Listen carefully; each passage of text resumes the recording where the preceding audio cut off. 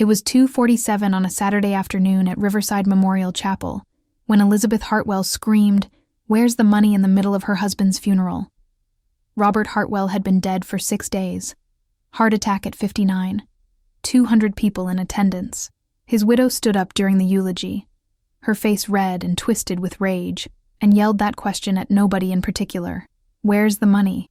Where did he hide it? Someone here knows. The room went silent. People stared. The pastor stopped talking. Elizabeth looked around wildly, her eyes landing on faces, demanding answers. I was sitting in the back row. I didn't move. I didn't react, but I knew. I knew exactly where Robert's money was. And in the next 48 hours, Elizabeth would follow me to a private island off the North Carolina coast and discover that her husband had spent 20 years building a fortune she'd never been meant to find. I'm Jessica Morgan. I'm 43 years old, and I'd been Robert Hartwell's partner for 11 years when he died. Not business partner, not friend, partner in the way that matters when you've built a life with someone, even though the world doesn't acknowledge it. Robert was married to Elizabeth for 32 years. They had 2 kids, David, who was 28, and Sarah, who was 25. Robert ran a commercial real estate development company. Shopping centers, office parks, apartment complexes. He was worth maybe $30 million that anyone knew about. Properties, holdings, investments, all documented, all taxed, all visible. But what Elizabeth was screaming about at the funeral wasn't that $30 million. She knew about that money. She was screaming about the other money, the hidden money, the money Robert had been quietly moving offshore and into untraceable accounts for 2 decades.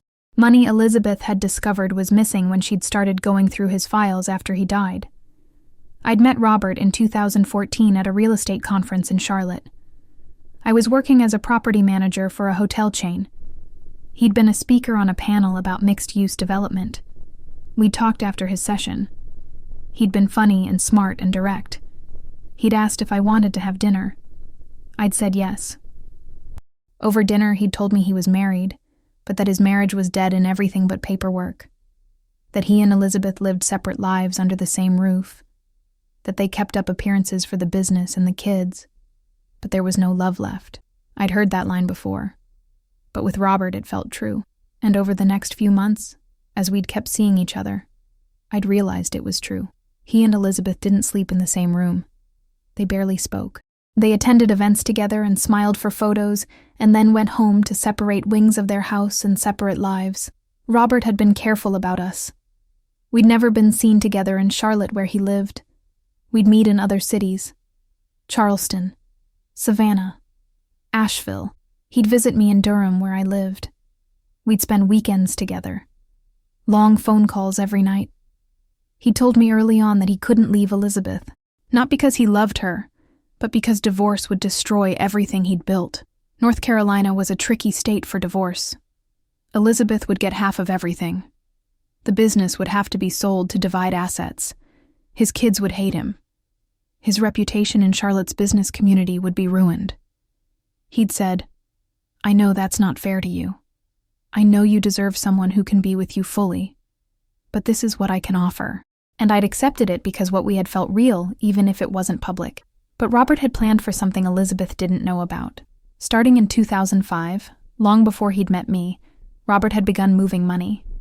Small amounts at first, then larger amounts, selling properties, and instead of reinvesting in the company, he'd move the cash into offshore accounts. He'd buy properties under shell companies. He'd create trusts with fake beneficiaries. He'd been building a hidden fortune. By the time I'd met him in 2014, he'd already moved close to $8 million. By the time he died in 2025, that number was somewhere around $23 million. Money Elizabeth didn't know existed. Money that wasn't in any account she had access to. Money that Robert had been planning to use for a different life. A life with me. 3 years ago, in 2022, Robert had told me about the island. We'd been in Savannah for a long weekend, walking along River Street. He'd said, "I bought something." I'd asked what. He'd said, "An island." I'd laughed. I'd thought he was joking. He'd said, "I'm serious. A private island off the North Carolina coast. 12 acres. Uninhabited. I'm going to build something there. For us. I'd asked what he meant. He'd said, a place where we can actually live. Where we don't have to hide. Where I can spend the rest of my life with you, the way I should have been spending it all along. I'd asked how he'd paid for it. He'd said, money Elizabeth doesn't know about. Money I've been setting aside for years. The island cost $2.3 million. I've got another $20 million to build with. He'd made me memorize coordinates. 34 degrees, 38 minutes north. 76 degrees, 41 minutes west. He'd said, if anything happens to me, you go there. Everything I've built is there. Everything I've hidden is there. It's all for you. I'd asked what about Elizabeth. He'd said, Elizabeth gets the visible assets, the company, the house, the documented wealth. But the hidden wealth, the island, that's yours. I've set it up legally. You're the beneficiary of trusts she doesn't know exist. You're the owner of properties in shell company names she's never heard of. If I die tomorrow, you get the island and everything on it. And Elizabeth will never be able to touch it. I'd asked if that was legal. He'd said, mostly, the trusts are legitimate. The shell companies are legitimate. The only thing that's questionable is not disclosing it in the divorce if we ever got divorced. But since we're not getting divorced, there's nothing to disclose. Elizabeth doesn't know about the money because I never told her. That's not illegal. It's just secret. I'd felt uneasy about it, but I'd accepted it because Robert had been planning this for years before I'd existed in his life. This wasn't about me. This was about Robert protecting himself from a marriage he couldn't escape. The week before Robert died, he'd called me and said the island was finished. He'd been building for 3 years. Flying down every few weeks to oversee construction. Telling Elizabeth he was on business trips. He'd built a house. Not a mansion. A comfortable 3-bedroom house with huge windows overlooking the water. Solar panels for power. Rainwater collection. A dock for boats. A workshop. A garden area. He'd said, it's ready. I'm going to tell Elizabeth I want a separation. I'm going to move some things around legally, and then I'm going to file for divorce and move to the island. With you. If you'll come. I'd said yes. I'd said I'd been waiting 11 years for him to be ready, and I was ready too. He'd said, give me 2 months to get everything in order. Then we start our real life. 4 days later, Robert had a massive heart attack in his office. His assistant had called 911. He'd been dead before the ambulance arrived. I'd found out from a news alert on my phone. Prominent Charlotte developer Robert Hartwell dies at 59. I'd called his cell phone. Elizabeth had answered. She'd said, who is this? I'd hung up. I'd driven to Charlotte. I'd sat in a hotel room trying to process that the man I'd loved for 11 years was gone, and I couldn't even go to his house. Couldn't be with his family. Couldn't grieve publicly. I was invisible. Like I'd always been. The funeral had been 6 days later. I'd debated whether to go. I'd decided I needed to. I needed to see him one last time, even if it was in a casket in front of 200 people who didn't know I existed. I'd sat in the back row. I'd watched Elizabeth play the grieving widow. I'd watched his kids cry.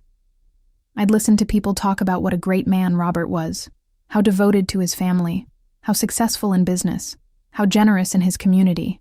None of them knew about the offshore accounts or the shell companies or the secret island. None of them knew about me.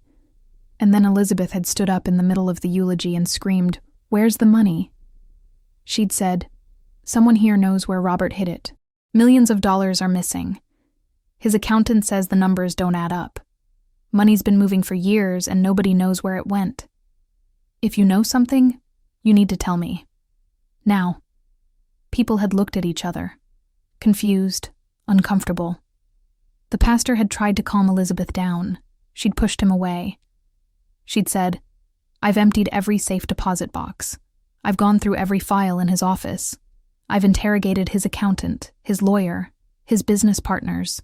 Money is missing, and someone here knows where it is." Her eyes had scanned the room. They'd landed on me for a second. Then moved on. She didn't know who I was. I was just another face in the crowd.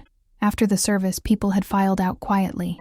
Elizabeth had stood by the door, wild-eyed, demanding answers from anyone who'd listen. I'd slipped out through a side exit. I'd walked to my car. I'd been about to leave when a man had approached me, mid-60s, gray suit. He'd said, "Jessica Morgan?" I'd nodded. He'd said, "I'm Alan Winters, Robert's estate attorney. We need to talk." He'd handed me a business card. He'd said, "Meet me at my office Monday morning, 9 a.m. Robert left instructions for you." I'd taken the card.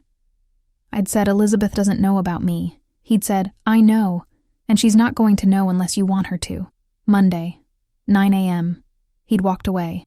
Monday morning, I'd driven to Alan Winters' office in downtown Charlotte. He'd ushered me into a conference room. He'd laid out documents. He'd said, "Robert prepared for this. He knew Elizabeth would go looking for the missing money if something happened to him. He set everything up so that you'd be protected. These are the trusts. These are the shell companies. These are the account numbers. And this is the deed to the island. It's all in your name now. Legally. Irrevocably. Elizabeth can't touch any of it." I'd stared at the papers. I'd said, "How much?" He'd said, "Approximately $23 million in liquid assets, plus the island and the property on it, valued at around $4 million. $27 million total." I'd felt dizzy. I'd said, "Can Elizabeth challenge this?" Alan had said, "She can try." But Robert set these trusts up years ago. Long before his death, he was of sound mind. Everything was notarized and documented. The shell companies are legitimate business entities. The island property was purchased legally through one of those entities. You're listed as the sole beneficiary. Elizabeth would have to prove fraud or undue influence, and there's no evidence of either. She'd have to prove Robert was hiding assets in anticipation of divorce. But they were never divorced, so that's moot. Legally, you're in the clear. I'd said, "She's going to come after me when she finds out." Alan had said, "Probably. But you don't have to tell her. You could just disappear. Take the money. Go to the island. Live your life. Robert wanted you to have this. Don't let Elizabeth's anger take it from you." I'd left Alan's office with a folder full of documents and a decision to make. I could stay in Durham and wait for Elizabeth to figure out where the money went, or I could go to the island and start the life Robert had built for me. I'd chosen the island. I'd packed a bag. I'd closed up my apartment. I'd driven to Morehead City on the North Carolina coast. I'd arranged for a boat rental. I'd plugged the coordinates into a GPS. 34 degrees, 38 minutes north. 76 degrees, 41 minutes west. I'd been about to leave the marina when I'd seen her. Elizabeth, standing on the dock, staring at me. She'd walked over. She'd said, "You're Jessica Morgan." I'd said, "How do you know my name?" She'd said, "I hired a private investigator. He found phone records, thousands of calls between Robert's phone and yours over the last 11 years. Hotel reservations in both your names. Credit card charges in cities you both visited. You were sleeping with my husband." I'd said, "I'm sorry." She'd said, "Sorry doesn't tell me where the money is. You know, don't you? You know where he hid it." I'd said, "I don't know what you're talking about." She'd said, "Don't lie to me. You're going somewhere right now. Somewhere Robert told you about. Where is it?" I'd looked at her. This woman who'd been married to Robert for 32 years. Who'd raised his kids. Who'd stood beside him at every business event and charity gala. Who'd played the perfect wife while their marriage rotted from the inside. I'd felt sorry for her. But I'd also felt angry. She'd had Robert for 32 years. She'd had the house and the cars and the social status and the business. I'd had stolen weekends and secret phone calls, and a relationship I couldn't tell anyone about. Robert had left me the island because I'd loved him without conditions, without demands, without needing him to be anything other than himself. Elizabeth had loved the idea of Robert, the successful husband, the respected businessman. She'd never known who he really was. I'd said, "He left me something." "That's true, but it's mine legally. Your lawyer can confirm that if you want." Elizabeth had said, "What did he leave you?" I'd said, "A life. The one he couldn't have with you." She'd said, "I want to see. I want to see what he thought was worth hiding from me for 20 years. I'd hesitated. Then I'd said, "Fine. get in the boat. She'd climbed in. We'd left the marina and headed east into the Atlantic. The island had been 40 minutes offshore. Small, wooded. A white sand beach on one side. Rocky outcrops on the other. And there, set back from the water about 50 yards, was the house. Modern. Clean lines. Huge windows.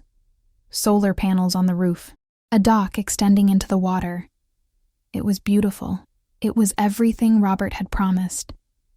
Elizabeth had stared at it in silence. I'd docked the boat. We'd walked up to the house. I'd used the key Alan Winters had given me. We'd gone inside. The house was furnished. Simple but comfortable. A large open living area with a kitchen on one side and seating on the other. Big windows overlooking the ocean. 2 bedrooms and a bathroom on the main floor. A master suite upstairs with a balcony. Robert had set it up like someone was going to live there. Because he'd planned to live there. With me. Elizabeth had walked through the rooms slowly, touching things, looking at everything. She'd found photos. Photos of me and Robert, framed on the walls, on tables. Photos from our 11 years together. Savannah, Charleston, Asheville, the Oregon coast, Montana. All the places we'd gone to be together away from Charlotte. Elizabeth had picked up a photo of us in Asheville. We'd been hiking, both smiling. Robert's arm around my shoulders. She'd said, "He looks happy." I'd said, "He was happy." She'd said, "He never looked at me like that. Not even at the beginning." I'd said, "I'm sorry." She'd said, "Stop saying that. You're not sorry. You got what you wanted." She'd set the photo down. She'd said, "How much money is here?" I'd said, "The money's not here. It's in accounts. Trusts, but it's tied to this property. This is where Robert planned to live.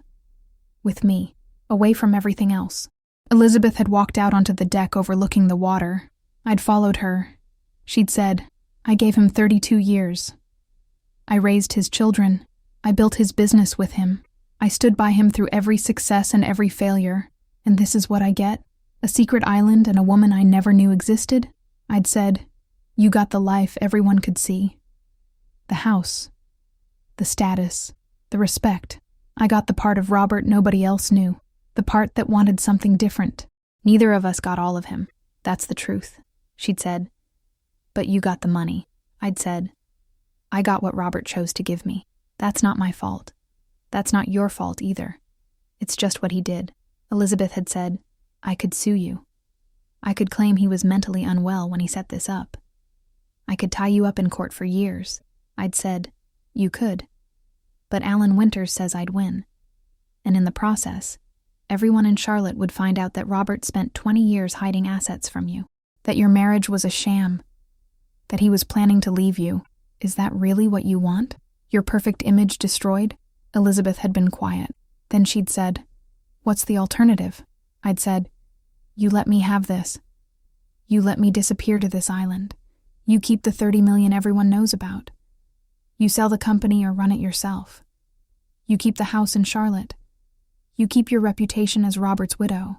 And nobody ever has to know about the 23 million or the island or me." She'd said, "So I just pretend this doesn't exist?" I'd said, "You've been pretending your marriage was happy for years. This is just one more thing to pretend about." Elizabeth had laughed bitterly. She'd said, "You're right. I've been pretending for so long I don't even know what's real anymore." She'd looked at me. She'd said, "Did he love you?" I'd said, "Yes." "He did." She'd said, "Did he ever love me?" I'd said, "Honestly, I don't know. Maybe at the beginning.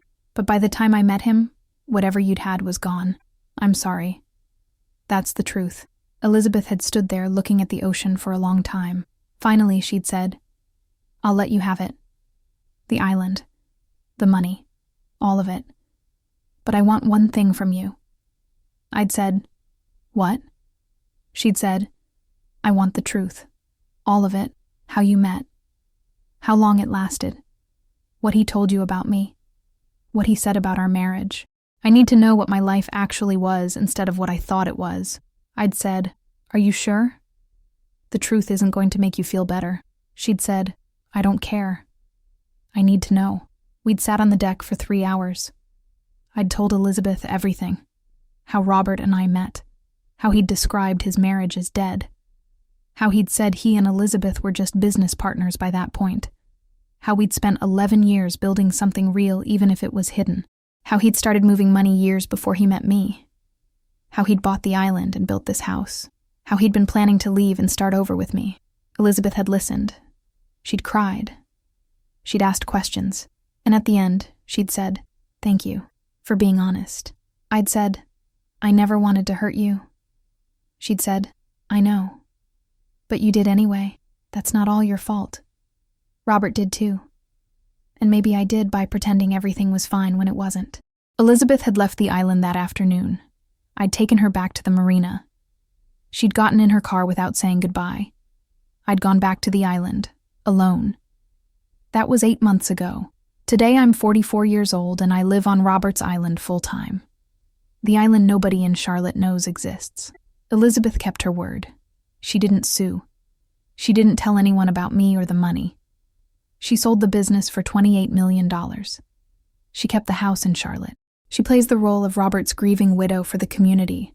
And I live here quietly with the fortune Robert spent 20 years hiding and the house he built for a life we never got to have together. David and Sarah, Robert's kids, they don't know about me. Elizabeth decided not to tell them. She said they'd been through enough losing their father. Learning he'd had another life would have destroyed them. I agreed. Some secrets should stay secrets. The $23 million is in my name now. Legally. Irrevocably. I've invested most of it. Conservative investments that generate enough income that I'll never have to work again. I spend my days on the island. Reading, gardening, fixing up the house, swimming in the ocean. It's quiet. It's peaceful. It's exactly what Robert said he wanted. Sometimes I think about what would have happened if Robert had lived. If he'd actually gone through with the separation and the divorce. If we'd come here together like he'd planned.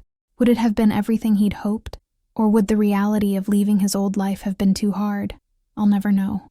All I have is this island, and the fortune he left me, and the memory of 11 years of loving someone I could never fully have. That's enough. It has to be enough. Elizabeth once asked me if I felt guilty about taking Robert away from her. I'd said I didn't take him away. He left on his own long before I met him. I just gave him somewhere to go in his mind, even if his body was still in Charlotte. She'd understood that, better than I'd expected. The widow screamed, "Where's the money at Robert's funeral?" Because she'd spent 6 days tearing apart his office, looking for millions that had disappeared. She'd never found it because Robert had hidden it so carefully that even forensic accountants couldn't track it.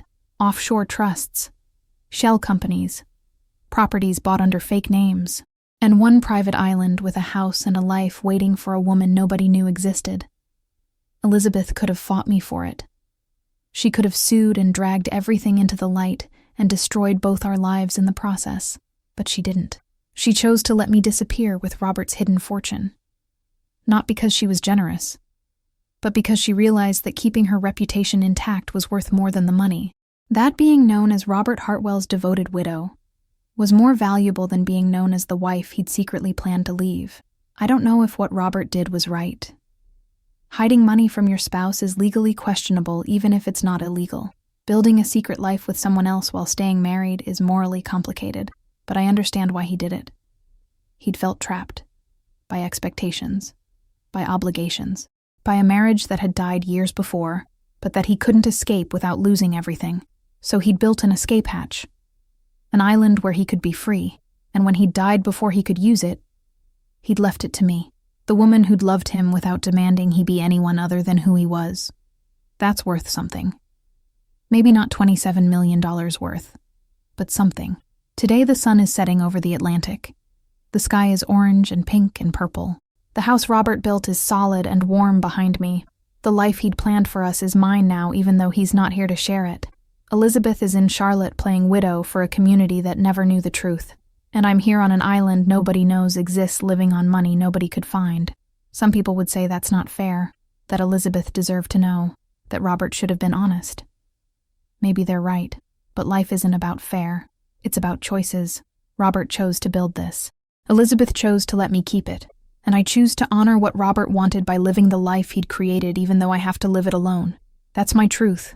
And on this island where the only sound is waves and wind and seabirds, truth is the only thing that matters.